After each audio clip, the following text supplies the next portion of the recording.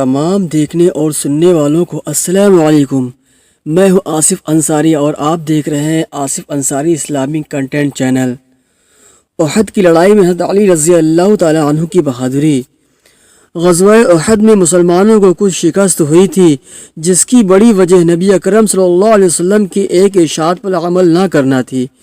اس وقت مسلمان چاروں طرف سے کفار کے بیچ میں آ گئے، جس کی وجہ سے بہت سے لوگ شہید بھی ہوئے اور کچھ بھاگے بھی۔ نبی اکرم صلی اللہ علیہ وسلم بھی کفار کے ایک جتھے کے بیچ میں آ گئے اور کفار نے یہ مشورہ کر دیا تھا کہ حضور صلی اللہ علیہ وسلم شہید ہو گئے۔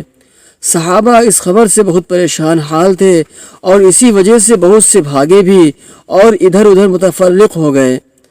حضرت علی کرم اللہ وجہہ فرماتے ہیں کہ جب کفار نے مسلمانوں کو گھیر لیا اور حضور اقدس صلی اللہ علیہ وسلم میری نظر سے اوجھل ہو گئے تو میں نے حضور صلی اللہ علیہ وسلم کو اول زندوں میں تلاش کیا، نہ پایا۔ پھر شہداء میں جا کر تلاش کیا، وہاں بھی نہ پایا۔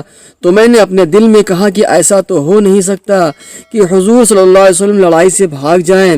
بظاہر حق تعالی شانہ ہمارے اعمال کی وجہ سے ہم پر ناراض ہوئے، اس لیے اپنے پاک رسول اللہ صلی اللہ علیہ وسلم کو آسمان پر اٹھا لیا۔ اس لیے اب اس سے بہتر کوئی صورت نہیں کہ میں بھی تلوار لے کر کافروں کے جتھے میں گھس جاؤں، یہاں تک کہ مارا جاؤں۔ میں نے تلوار لے کر حملہ کیا، یہاں تک کہ کفار بیچ میں سے ہٹتے گئے اور میری نگاہ نبی اکرم صلی اللہ علیہ وسلم پر پڑ گئی تو بے حد مسرت ہوئی اور میں نے سمجھا کہ اللہ جل شانہ نے ملائکہ کے ذریعے سے اپنے محبوب کی حفاظت کی۔ میں حضور صلی اللہ علیہ وسلم کے پاس جا کر کھڑا ہوا کہ ایک جماعت کفار کی حضور صلی اللہ علیہ وسلم پر حملہ کے لیے آئی۔